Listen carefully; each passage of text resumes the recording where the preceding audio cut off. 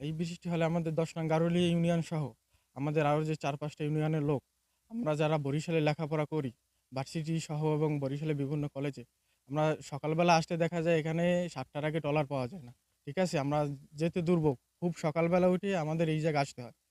তারপর আমরা আবার ওই জায়গা দিয়ে আমাদের কলেজ বা পরীক্ষা শেষ হওয়ার পর আস্তে আমাদের রাত হয়ে যায়।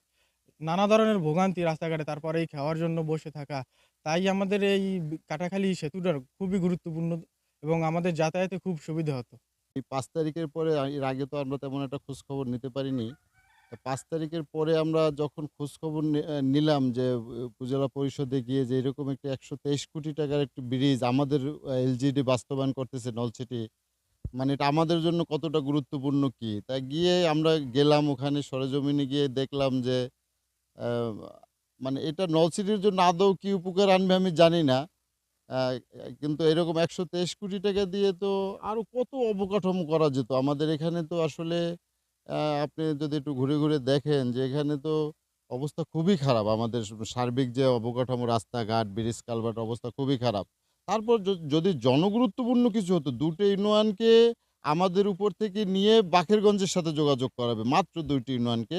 তাতে ৳১২৩ কোটি। আমার কাছে এটা মনে হচ্ছে যে এটা এক ধরনের ওই যে আরো অন্য অনেক প্রকল্পের মতোই এটা লুটপাটের প্রকল্পের মতোই আমার মনে হয়। আমি বিশেষজ্ঞরা ভালো বলতে পারবেন। কিন্তু আমাদের সাদা চোখে আমরা যেটা দেখি সেটা হচ্ছে অ্যা এটা এটা আমাদের কাছে খুব জরুরি জনগুরুত্বপূর্ণ মনে হয়নি। আমার এটাও মনে হচ্ছে যে অচিরেই ওই প্রজেক্ট আদৌ সরকার কতটা শেষ করতে পারবে আমি জানি না। হয়তোবা ওটা অপব্যয়ের একটি উদাহরণ হিসেবে অ্যা ভবিষ্যতে স্মৃতিচিহ্ন হয়ে থাকবে। এটা আমার কাছে এখন মনে হচ্ছে। কারণ আমরা ইতিমধ্যেই শুনেছি ঠিকাদার কাজ-টাজ ফেলে এক ধরনের পলায়নের মতো অবস্থা। তো এটা হয়তো বা নলছিটির ইতিহাসে একটি অপব্যয়ের একটি চিত্র হিসেবে থাকবে। এটা আমাদের মনে হচ্ছে। আমাদের এই ব্রিজের কাজের অবস্থা ২০২৩ সালে শুরু হয়। এই ব্রিজের সাথে আরো অন্যান্য ব্রিজের যে আছে ওগুলোর কাজ প্রায় শেষ পর্যায়ে। আমাদের এই ব্রিজের কাজ প্রায় ১০% কাজও এখন পর্যন্ত হয় নাই। আমরা অতি দ্রুত এই ব্রিজের কাজ দেখতে চাই এবং আমি আমি এ জায়গায় একজন ব্যবসায়ী। আমরা অনেক দূরগণে মালামাল আনি বরিশাল থেকে। আমাদের যাতায়াত করাতে অনেক কষ্ট হয়। যদি অতি দ্রুত এই ব্রিজের কাজ শুরু হয় আমাদের অনেক কিছু সাশ্রয় হবে।